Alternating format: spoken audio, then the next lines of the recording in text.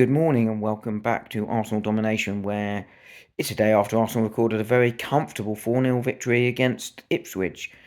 I discussed the game yesterday, and I think it was a very simple, routine victory for Arsenal.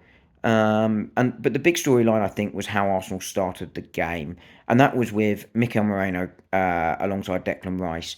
Moreno in the sort of left 8 role, uh, Rice at 6, and sort of Martin Odegaard in the right sort of 8-10 role with Trossard up front. And I sort of use that sort of very sort of to illustrate where they were playing rather than where they were specifically playing.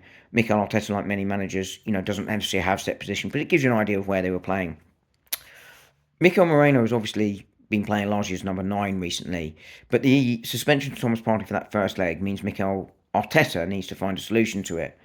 Lots of people have brought about Miles Lewis-Skelly playing in his natural position. I just don't think that's an option really for that game. It'd be a huge ask on him to change position. I think he's just been so good in that left-back position that you don't want to change that left side of defence, particularly given that you've got Jakub Kiwior coming in and, Arsenal and Mikel Arteta have been playing Saliba and Miles Lewis-Skelly a lot alongside Kiwior to sort of build that relationship, which is really important. You don't want to change that now. So I think it's assuming Jorginho is unavailable, it's a Moreno or Zinchenko sort of decision, really, on that sort of left 8 partner, Declan Rice in midfield.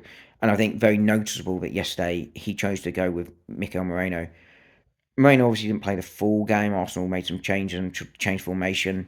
But Mikel Moreno again sort of showed his ability on the ball. He showed his awareness. He showed his physical presence. He got an assist, and I think he meant it, despite what some people say.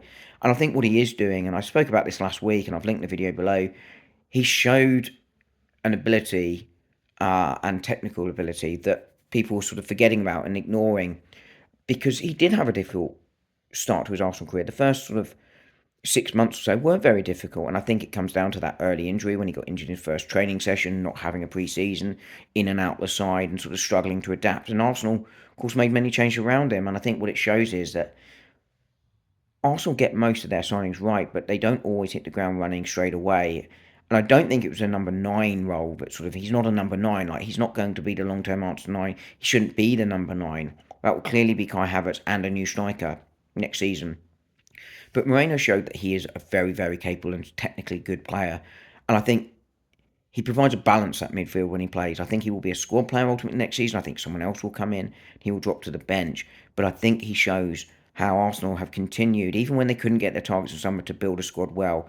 And I think Mikel Moreno has clearly demonstrated to me that he will be Declan Rice's partner in that crucial game. And it is crucial next week against Paris Saint-Germain. Anyway, that's all for me. Speak to you soon.